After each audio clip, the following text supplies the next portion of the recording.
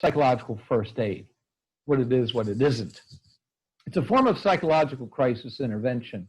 This is a definition that former Assistant Surgeon General Brian Flynn and I came up with a number of years ago. Compassionate and supportive presence, we start there. So bedside manner, taken out into the field. Designed to stabilize acute distress, mitigate acute distress, perhaps instilling hope, and facilitate access to continued mental health care if indicated. Please note the conspicuous absence of the terms diagnose or treat. So think of it this way, as physical first aid is to practice of medicine, psychological first aid is to the practice of psychotherapy. The first reference that I could find, at least, was in 1944. And it was in the context of a curriculum for the Merchant Marine during World War II. The basic principles of crisis intervention and psychological first aid were largely engendered from World War I, where, if you remember the history, the number one source of the loss of personnel in World War I was the pandemic and Spanish influenza.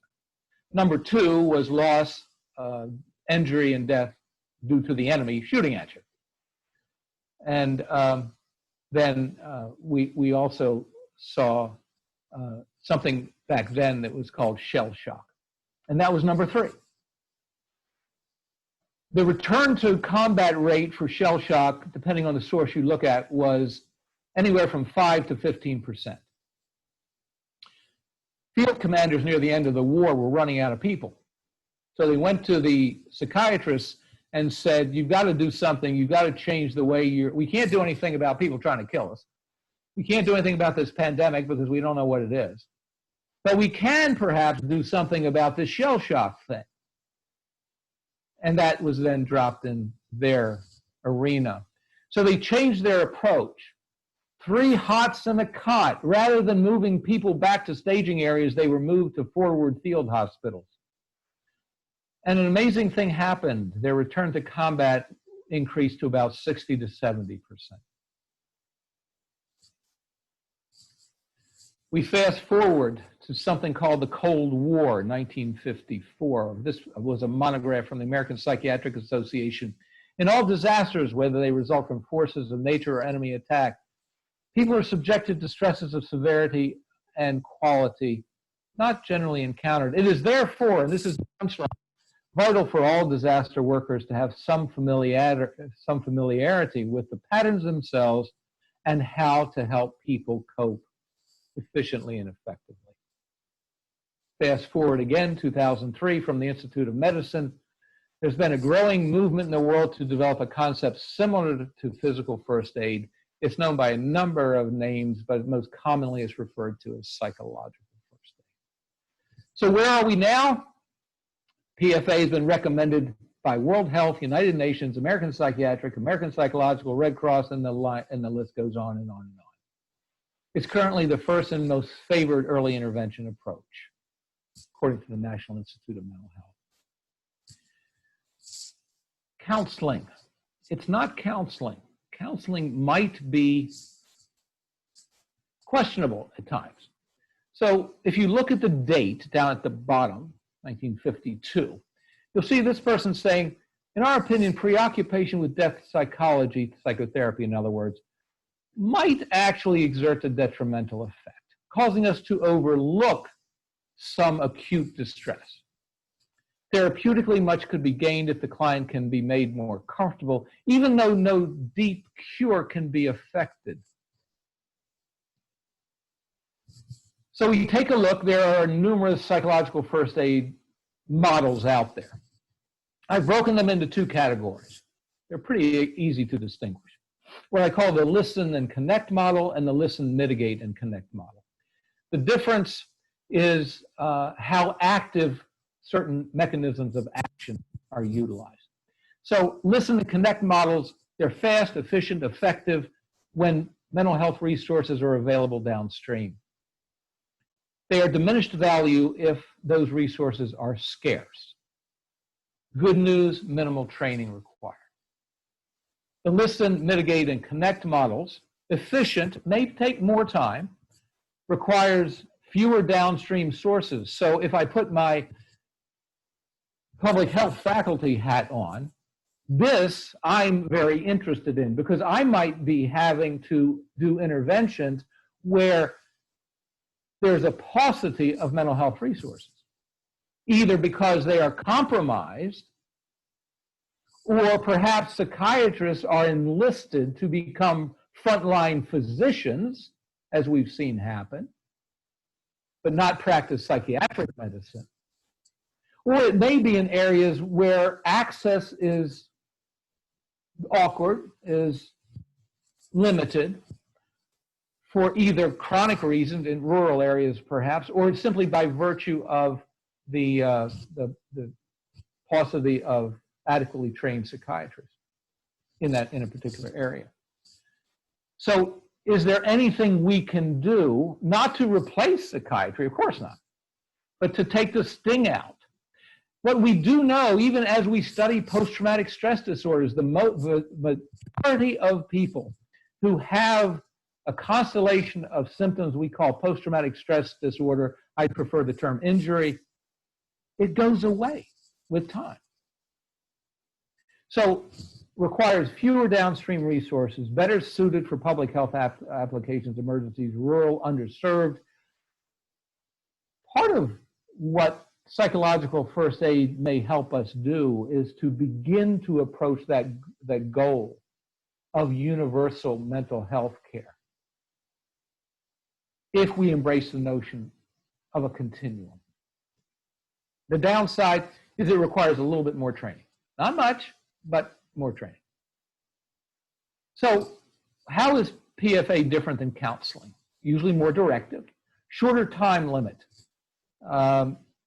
Generally, we say 15 minutes. Plan your intervention for about 15 minutes and plan 3 contacts.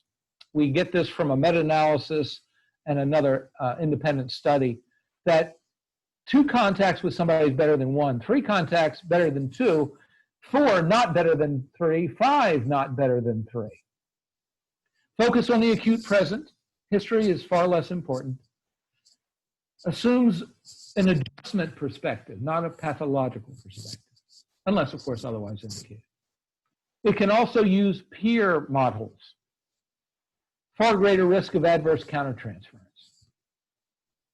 I like this picture. So this is crisis intervention. You're out in the sea and you're drowning. This buoy, there it is, and you grab onto it and it saves your life. I chose this picture particularly because it'll save your life, but it's not a place you want to hang out very long. Therapy, get in the boat. I'll row for a while. It's a journey, far less of an acute intervention. How effective is this stuff? Look at the date on this, 65. A little help, rationally directed, purposefully focused at a time is more effective than extensive help given in a period of less emotional accessibility. So the best research in mental health that I have seen come out of the World Trade Center disaster was that of Joe Bascarina and New York Academy of Medicine. He found that in the acute phase, post-disaster workplace-based interventions were found to be superior to multi-session counseling. That was surprising to many. Subsequent analysis of the data found that multi-session therapy in the acute phase actually exerted a harmful effect, whereas the crisis intervention did not. We took some of that data and we reanalyzed it. We looked at effect sizes. If you remember, a 0.7 effect size is large. And you'll see that the crisis intervention from workplace-sponsored programs had a rather significant impact on the variables that you see before you.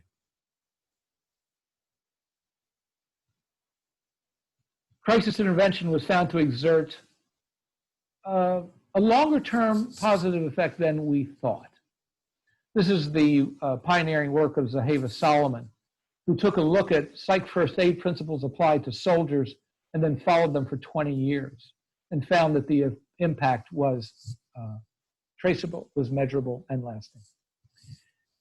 Here at Johns Hopkins, we developed the rapid psychological first aid model, and we have done, as far as I know, maybe the only, but certainly among a few randomized controlled trials. And we found that it was capable of reducing anxiety compared to a control intervention, which is basically a listen and refer intervention. A word of caution, I want to share this with you because it's really important. So the baseline measures on anxiety were taken, that's measurement 1, that's the first one on the slide. You'll see the groups are similar. Statistically, we achieved homoscedasticity. You will notice that the intervention then took place. It lasted for roughly 10 to 15 to 18 minutes. People got more anxious because of the intervention. That's really important. But how many times have people come to you and said, gee, and you say, how are you doing? And they say, fine, but I really want to talk to you. Can we talk? And then all of a sudden, before your very eyes. Well, we just recognize that as part of the cathartic ventilative process. We are generally not that concerned about it. We think it's just part and parcel to the journey. After the study there, if you enter the study on the slide that you see before you, at the second measurement epoch, you will be forced to conclude that psychological first aid is bad. It should be compensated immediately. That was actually what happened in 3 studies out of Great Britain. They reached an appropriate conclusion for the data that they had. But we continued. We waited. It depended on how long we waited, 30 to 45 minutes. And look what happened. The control condition came back not quite to baseline.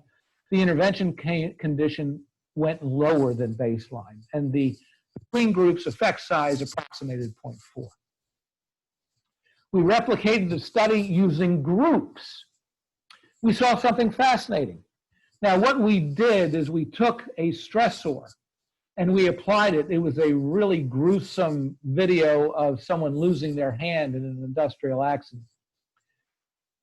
So we then measured that post-video impact, and you'll see that is the second measurement epoch. We did not, however, see a subsequent spike after the intervention. There was a declination. The control condition was a classic listen and refer psychological first aid measure intervention. The intervention was the listen, mitigate, and refer model. And you'll see a replication of the previous findings. The last thing we did in that study was we measured hope, what we call the hope effect. One of the recommendations from a group of scholars was one of the reasons that psychological first aid works is it engenders hope, even acutely. We thought that sounds great in theory. Can we measure it? In this particular study, you'll see that that is indeed what happened in the listen, mitigate, refer condition, but not in the listen and refer condition. We subsequently did several studies with the rapid model. We found that it could increase one's belief in personal resilience and preparedness, as well as enhance community resilience. One of the pushbacks is, how much does this cost?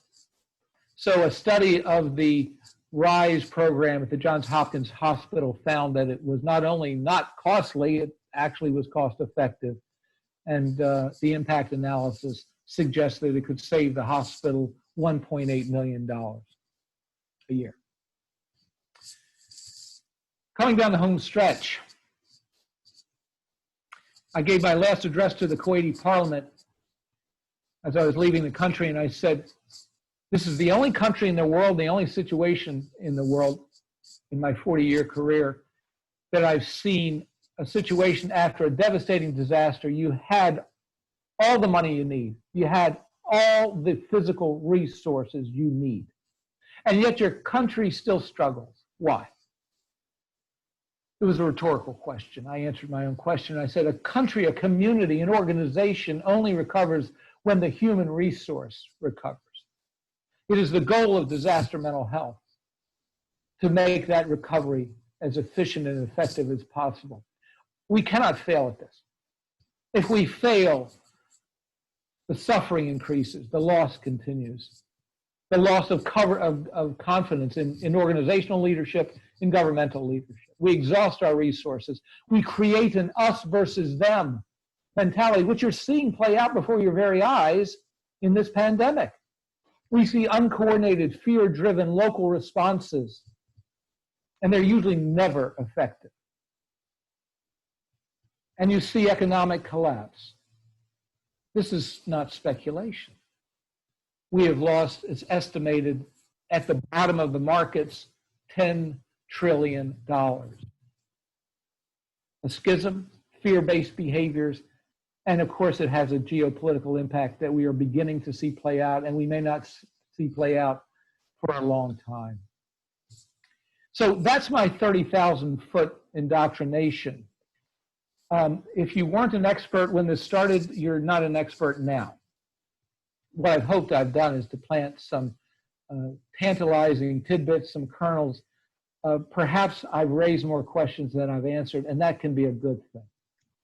I encourage you to think about adding some aspect of disaster psychiatry, even beyond what you're doing now.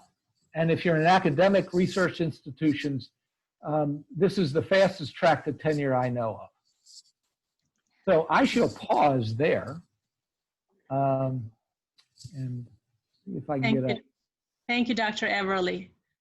If you could stop sharing your screen, we could probably see your face as well. Oh, I'm not sure you want to do that. Let's see, stop. Am I stop? Did it stop sharing? There it is. Okay. How's that? Yeah, that worked. Fantastic. Okay, so I'll open this up for questions and answers. There are two ways participants can ask questions. You could raise hand, or you could send a question via chat.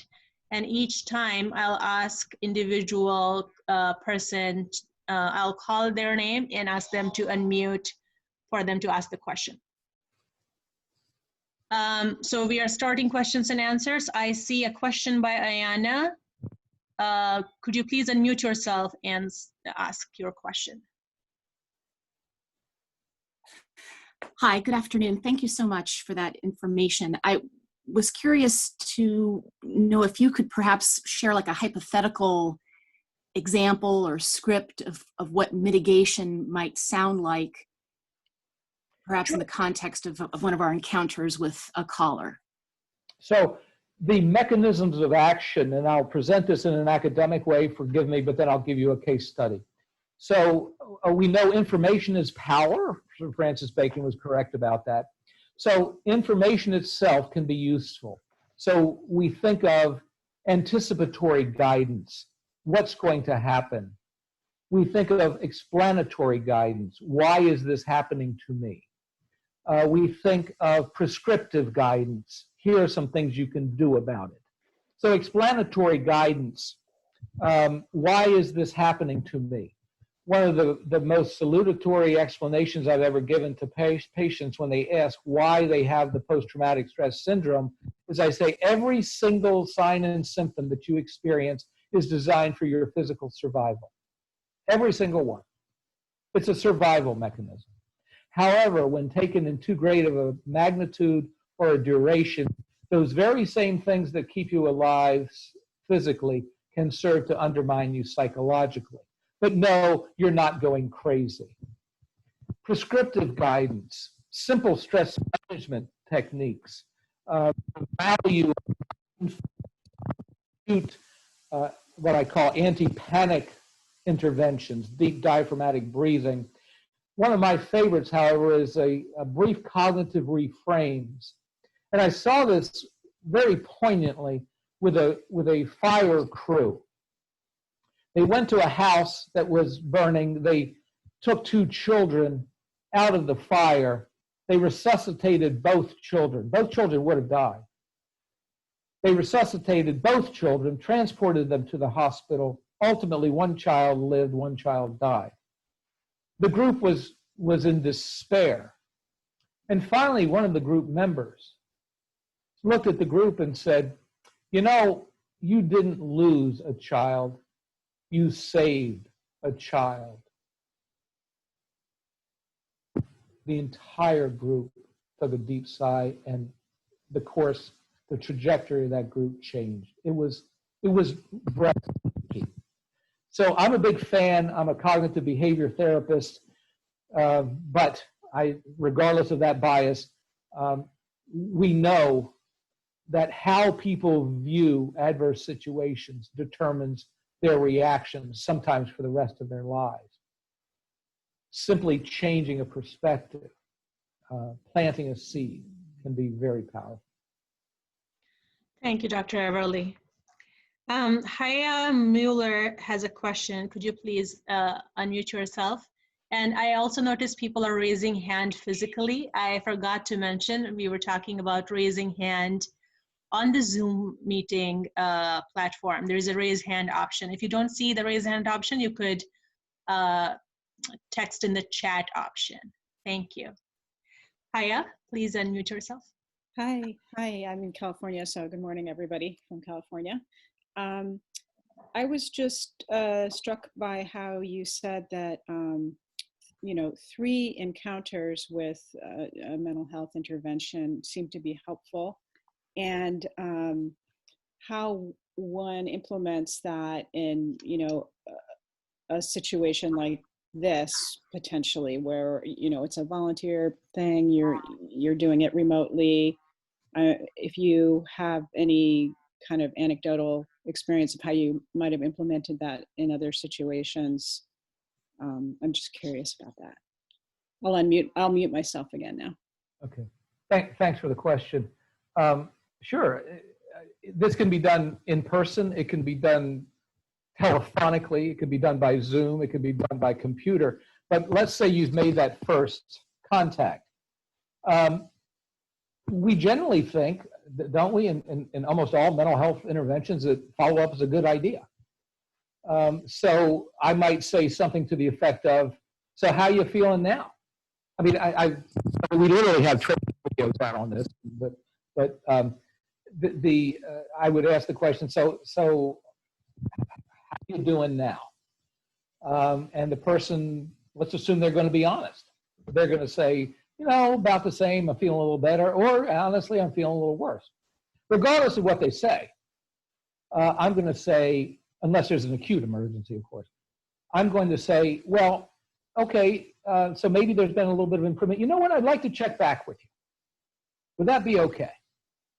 And depending on where I am and what I'm doing, so some of this must be contextualized.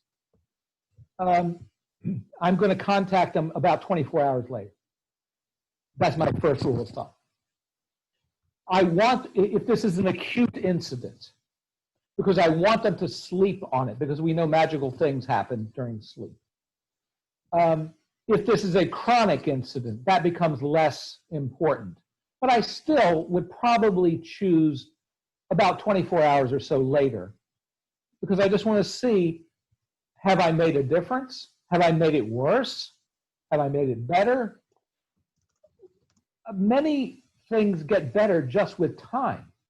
So let me check in about 24 hours. If I am to follow what the data suggests, which a third contact, if physically possible, would probably be a good thing, I would probably do that several days later, probably up to a week. Part of this, again, it must be situationally context. If you have changing shifts, that changes things a little bit. But that's my basic rule of thumb. Sounds good. Thank you. Next question is by Emily Gastelum. If you could unmute yourself and ask that question, please. Hi there. Thank you so much for this lecture. Very helpful. I think my question was already answered, which was just looking for like clinical examples of how these interventions might be delivered, for example, when we're on the support line. Sounds good. Thank you, Emily. And the next question is by Louis Kroplik. Could you please unmute yourself and ask the question? Sure. Can you hear me? Yeah. Okay. So I'm co-leading a group of physicians on the first line who work in the hospital. Some of them work in the psychiatric inpatient, the emergency room, or consultation liaison. And the group is struggling whether they want it to be a process group or supportive group. And I was wondering, is a process group harmful or not indicated in a crisis at this time? No one has ever asked me that question. Right. Yeah. So it's a fantastic question. My experience and my previous experience and my experience here at Hopkins, probably somewhat similar to what going on at your hospital. The people we are talking to are interested in, shall I say, I don't mean answers so much as, but they want something to take the sting out. Uh-huh. They really want the first aid, from what I can tell. Uh-huh. Process groups can be very powerful things, but it's less conforming to the notion of psychological first aid. So I given the fact that I believe, I can't speak for your institution, but at Hopkins, we are still in the impact phase. Mm-hmm. Process groups, in my opinion, don't belong in the impact phase. Okay, that's helpful. Thank you so much. It's really interesting lecture, yeah. Thank you, Dr. Erroley. The next question is by Milena. I think, Milena, maybe your question was already answered, but if you had a follow-up to that, could you please unmute yourself and ask? Yes, that first question was already answered. I'm wondering if there is any, if you've seen any examples of programs like ours that have been able to do any kind of follow-up, if that's something that we should try to consider how we conceive it, and also if there's any models that we could follow if we, who are not part of an institution, might form groups remotely, if there's any aspects to that that might be, that we should be thinking about how to create, in your opinion. Well, I think creating them is a good idea. I don't know of any, nothing exactly, a couple of things that come close. There is, excuse me, there is this program actually won the silver medal from the American Psychiatric Association. It's a telephone crisis hotline. It's called Cop to Cop. And it was developed after 9/11. And using the same concept of peer-to-peer, it's for law enforcement personnel. The hotline is staffed by law enforcement personnel. And they are in variations on psychological first aid models. So that model is, to my knowledge, the most acclaimed and accomplished model out there. And it's, I think the principles are easily transferable to what you're doing. As for the follow-up notion, I'm talking about clinical follow-up, which again, I think is easy for any clinician to do. As for what I was a clinician for decades, but I continue my research interests. I think there are tremendous lessons that can be learned from this for future generations, for future pandemic. This is the third pandemic. We'll say that's a once in a lifetime thing. Yeah, okay, either I'm really, really old or it's getting more frequent than we'd like. I think one of the obligations certainly those of us in academia have, is to learn, codify, and teach. It is difficult in disaster situations. We feel we are resistant to collecting data. We feel that removes the humanity from the process. To some degree, that may be true. I'm not sure. But I think it's a challenge. But I would love to see some sort of follow-up now in the context of collecting data and learning from that. How you do that is a situation-by-situation application. Thank you. And the one more question, and probably the last one, from Stacy. Stacy, if you could unmute yourself and go ahead with your question. Hi, thank you so much.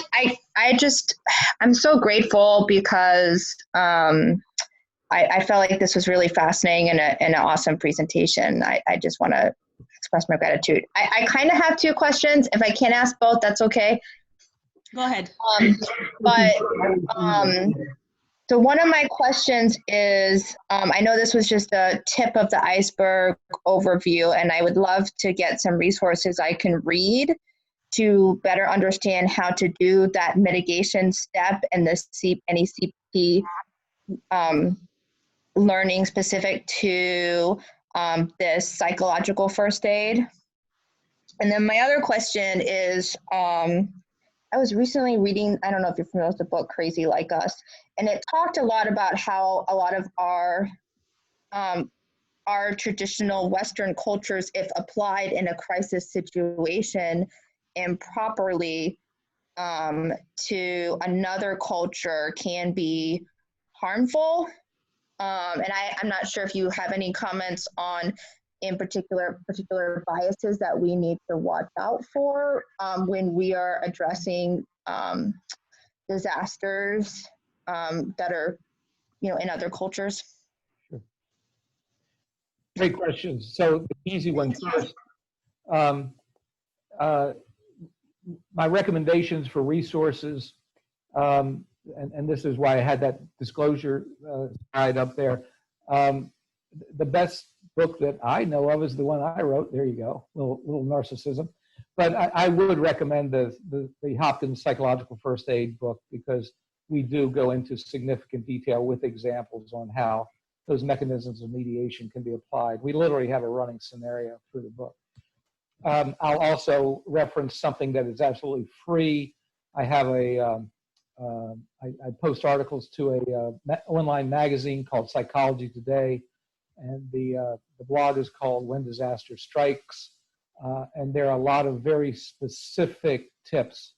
The last three have been specifically on pandemics, but there are a lot of different ones that you might find of some value. The third thing I recommend is find a mentor. Again, mentoring doesn't have to be somebody in your organization. It can happen in many, many ways. But I'm a big fan of mentoring. I have prospered in my career from having some remarkable mentors. So if there's somebody who can go on this journey with you, who is perhaps a little bit ahead of you, that would be great. As for cultural competence, correct to imply that this is important. I think it is important. And given the fact that I have worked in a number of different cultures, I have made mistakes and compromised my own effectiveness, and it took me time to get it back. Again, no nefarious intention, just not sensitive to certain cultural guidelines. When I go to a country, and historically, before I go, in fact, in every single case, I will contact the person, and I will say, look, this is not my culture. What do I need to look out for? What are the landmines? How am I most likely to make a mistake? And if I do, how do I recover from it? You're absolutely right. You cannot have that Western chauvinism. You really must apply your interventions within a context that is culturally sensitive. Thank you. We are going to conclude here, and I cannot tell you, Dr. Everly, how much inspired our team feels. I'm getting texts and chat messages from even our steering committee, and a shout out to some of those who are on the call today. Dr. Masood, Dr. Cotton, Dr. Cheng, and Dr. Song, Suzanne Song. These are other 4 people in our steering committee. And it sounds like at least 3 of us are going to reach out to you are going to take you up on your offer of being a mentor for disaster psychiatry, curriculum, initiative, elective, something like that. And Milena, thank you so much for connecting us to Dr. Everly. It wouldn't have been possible for us to get him on this platform without your initiative. It is my great pleasure, and I'm just feel humbled to be able to be a piece in a link. Thank you. Dr. Everly, you shared your email at the end of your presentation. Is that the one people should use to reach out to you? Yes. Okay, thank you so much. You're welcome. People can unmute themselves and talk and say hello and show their gratitude if they want to. And in a minute, then I'll stop the meeting. Thank you, Dr. Everly. Oh, you're welcome. Thank you, Dr. Everly. This is Allison Cotton. I couldn't join by video today, but this was absolutely inspiring and fantastic. Thank you so much. Thank you so much. It was so informative. I appreciate the information. It really help us do our job better. Thank you so much, Dr. Everly. I'm Mona Masood. I'm the founder of Physician Support Line. I appreciate everything that you did so much. This was just beyond amazing. I'm looking forward to connecting with you further as part of the admin group. Thank you for what you did. This is, you're a visionary. Keep up the great work. We had pioneers way before this, and we're grateful for that, and you're one of them. So I really, really appreciate everything you have done to kind of make this easier and more acceptable so readily for all of us. Thank you.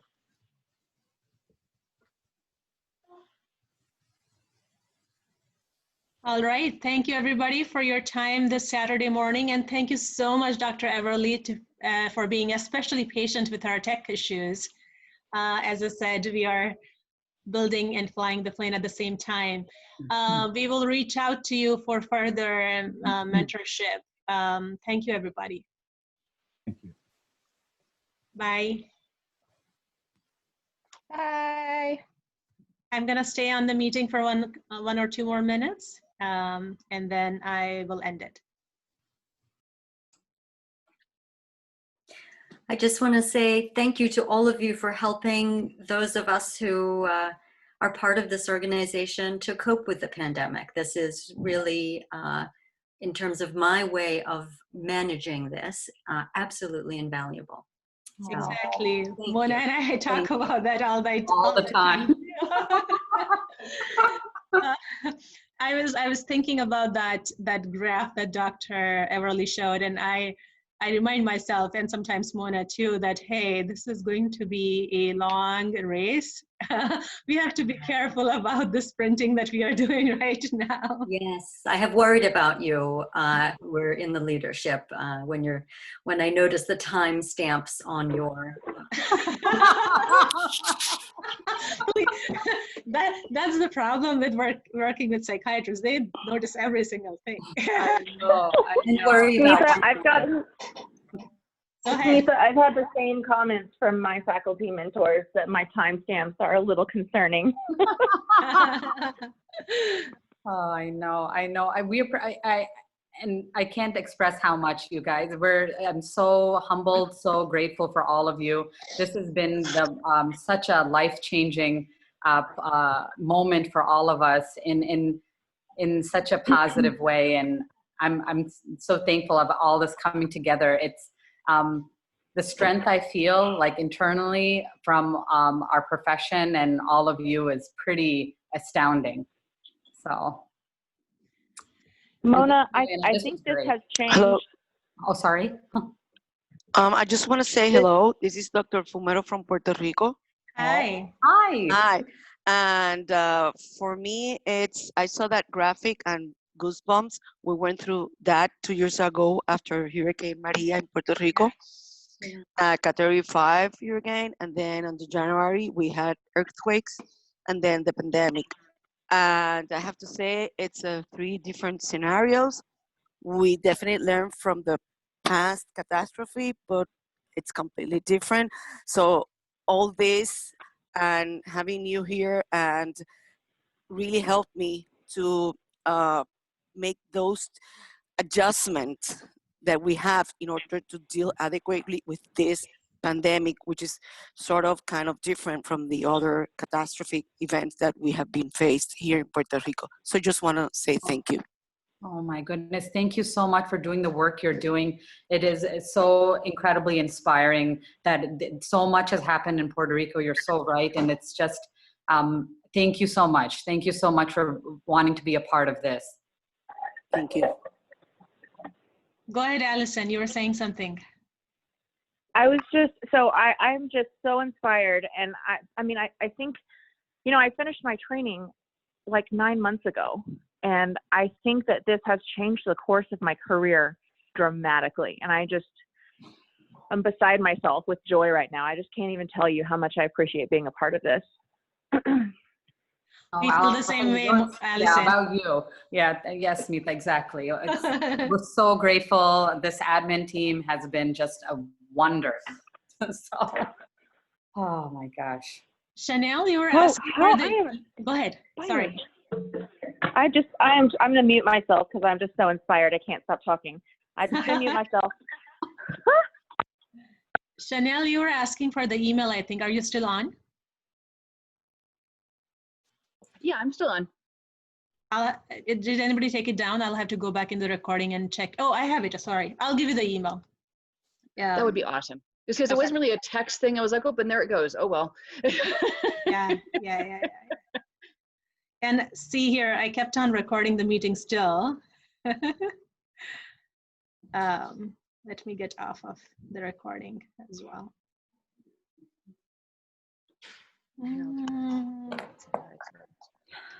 Oh, hello. Hello. Mostly Okay, I'm so leaving the it video is- off because I'm at my shared office space as a teenager. That's okay. I had my infant who was grabbing at it, so I had to like turn off the whole video for a while. So How's it's your baby? Yeah, she is just turned 1 year old, literally right before everything started shutting down. And the older one's 5 years old, and he's been very quiet this whole time. G Everly at jhmi.edu.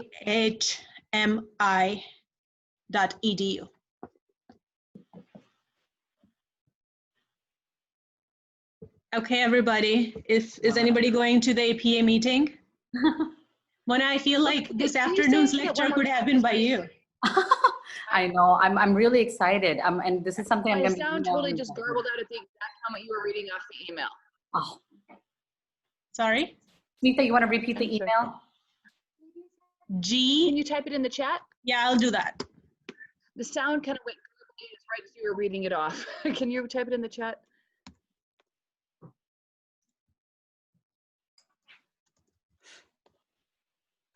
And guys, while Smita's doing that, just want to let you know, there'll be an email later today about some exciting developments for all of us. It's been a whirlwind and continues to be that way, but we have some really great news and different kind of potential, potential collabs, et cetera, that'll be really great for all of us. So be looking out for that later today. You guys it's all because of you. Nobody cares who I am. I was a nobody. And then it's like, oh, 600 plus volunteers. Okay, now you have legitimacy. Well, original thinkers always exist. And so I'm glad that the Facebook platform, like, I know. Who would have thought? Who would have thought? I know it's nice not to, when we're thinking so much about a pandemic and not thinking about patient zero, we tend to, we're lucky, we kind of have I guess a psychiatrist zero. Psychiatrist zero, yes. Yeah. Oh my Okay, gosh, then. that's a new hashtag. Yeah. All right, guys. Okay, good. See you again Wednesday, Saturday, and over emails and texts. A wonderful week. Okay, bye everyone. Bye, everyone.